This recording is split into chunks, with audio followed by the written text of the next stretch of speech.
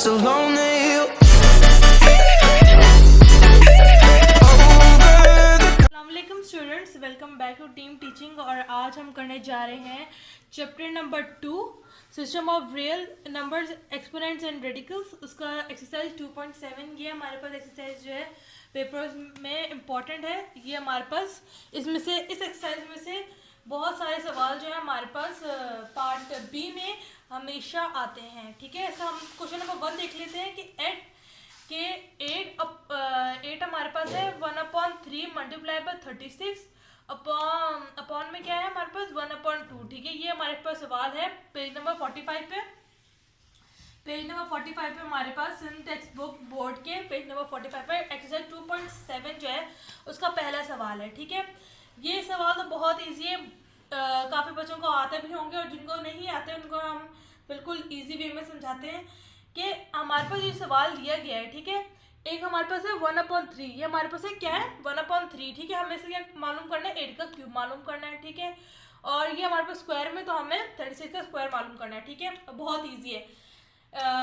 हम एलसीएम ले लेते हैं। देखो, हम एलसीएम ले लेते हैं कि 8 हमारे पास है ना, 2 4 ज़ा 8, 2 2 ज़ा 4 और क्या है 2 1 ज़ा 2। ठीक है, ये हमारे पास क्या होगा क्यूब। तो हमें पता है कि 8 का क्यूब हमारे पास क्या होता है 2।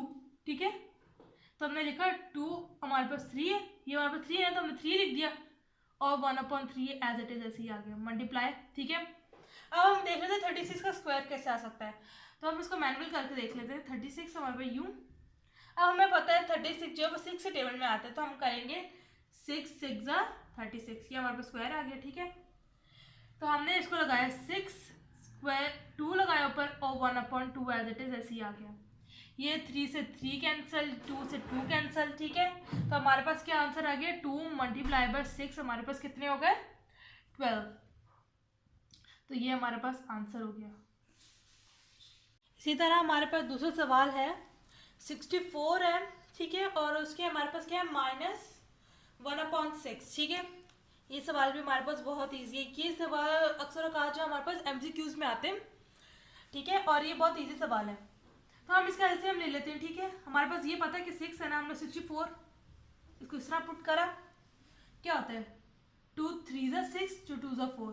ठीक है, 2 1 ज़ा 2 तो 1 ऊपर चला गया, 2 6 ज़ा 12, ये 1 है हमारे पास। ठीक है, 2 6 ज़ा 12, 2 8 ज़ा 16 हमने बोला, फिर हम बोलते 2 4 ज़ा 8, 2 2 ज़ा 4 और 2 1 ज़ा 2। ठीक है, अब इसको हम काउंट कर लेते हैं 1 2 3 4 5 6 है हमारे पास। ठीक है, तो हमने लिख दिया कि सोल्यूशन लिख के हमने ना इसको ऐसे लिखा कि 2 है 6 1/6, ये माइनस का 1/6 है। ठीक है, अब हमने 6 को 6 का कैंसिल कर दिया, तो हमारे पास कितना बचा 2 -1। ठीक है, 2 -1 हम इसको, ये हमारे पास इस तरह लिखा हुआ है, हम इसको अपॉन में लिख दें तो हमारे पास बन जाएगा 1/2। इसका अगर हम फ्रैक्शन जो है वो ख़त्म कर दें तो ये हमारे पास क्या हो जाएगा आंसर।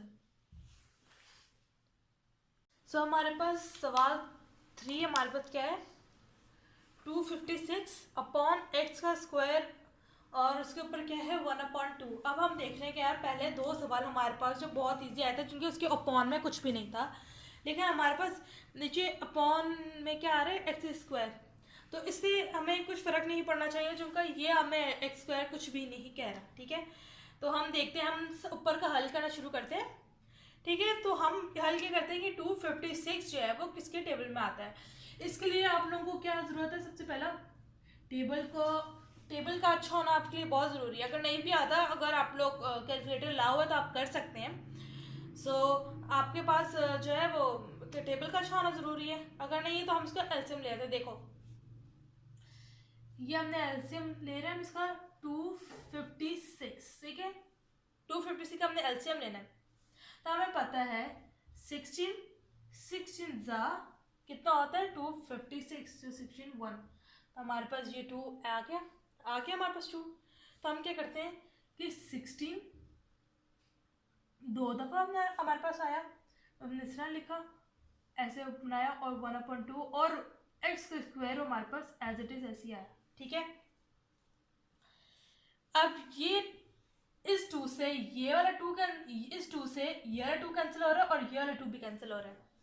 जो हमारे पास अपॉन में 2 था वो इससे भी कैंसिल कर रहा है और इससे भी कैंसिल कर रहा है। तो हमारे पास क्या आ गया, x 16 upon x and that is the answer. इसके मज़ीद हम सिर्फ 2 पार्ट्स करेंगे और उसके बाद हम इसको अगली वीडियो में करेंगे। सो हमारे पास ये है। अब सवाल हमारे पास 4 क्या हमारे पास है 81x, उसके बाद क्या है -4 z4 और ऊपर हमारे पास क्या है 1/4। ठीक है, फ्रैक्शन हमारे पास क्या है 1/4। अब हम कहेंगे भाई ये तो मुश्किल सवाल आ गया। बहुत इजी है क्योंकि इधर हमारे पास दी गई है सिर्फ 81 हमें फाइंड आउट करना है, बाकी सब वेरिएबल है। ठीक है, ऐसी बात है। हम देख लेते भाई कि 81 का एलसीएम ले लेते हैं हम। ठीक है, ये हमारे पास 81 आ गया। हम कहते हैं 3 से ले लेते हैं। ठीक है, 3 2 6। ठीक है, 8 में से 6 निकाला तो हमारे पास 2 बचा।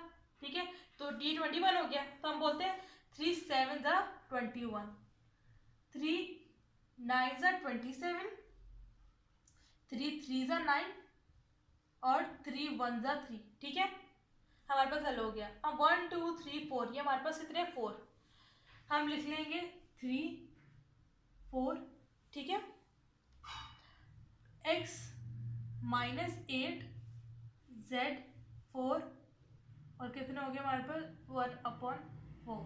ठीक है, तो इसको हम मजीद हल करते हैं।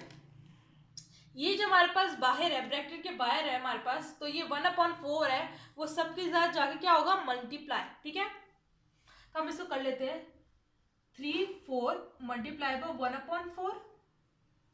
ठीक है, x -8 मल्टीप्लाई बाय 1/4। इसको मैं मिटा देती हूँ, इसको मिटा देती। ठीक है, ये हमारे पास हो गया 3 4 multiply by 1/4, x -8 multiply by 1/4 और हमारे पास z जो है 4 मल्टीप्लाई बाय 1/4। ठीक है, अब देखते हैं हम, ये 4 4 से गया, ये 4 4 से गया और ये हमारे पास क्या गया 4 1 4 4 2 8। ठीक है, तो इसको हम इस तरह लिख सकते हैं कि 3 हमारे पास आ गया 3x -2z। ठीक है, अब हमारे पास इसके पास कितनी x के पास कितनी पावर है -2। ठीक है, इधर हमारे पास कितनी, अगर हमारे पास पावर नहीं दी थी हमें, हम क्या कहते हैं हमारे पास क्या पावर होती है 1। ठीक है, तो ये हमारे पास हो गया 3z/x -2। सॉरी, नीचे जाएगा तो माइनस हट जाएगा ना, नीचे जाएगा तो माइनस हट जाएगा, तो ये हमारे पास आंसर हो गया।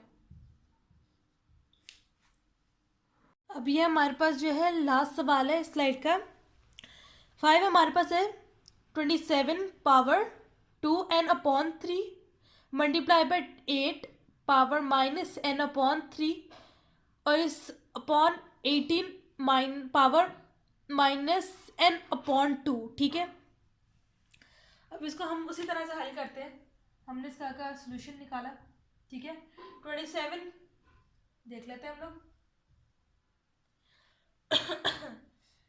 3 9 27, 3 3 9, 3 1 3। ठीक है, तो हमने लिखा 3 पावर 3 2n/3। ठीक है, 8 का हमें पता है, चलो 8 का हम निकाल लेते हैं।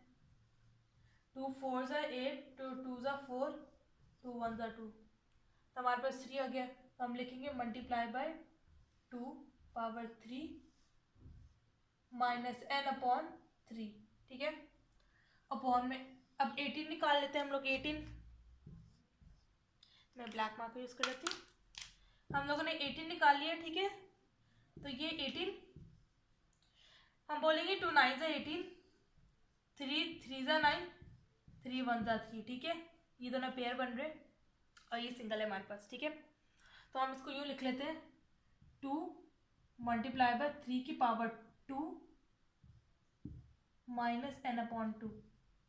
ठीक है, हम इसको यूँ हल कर लिया।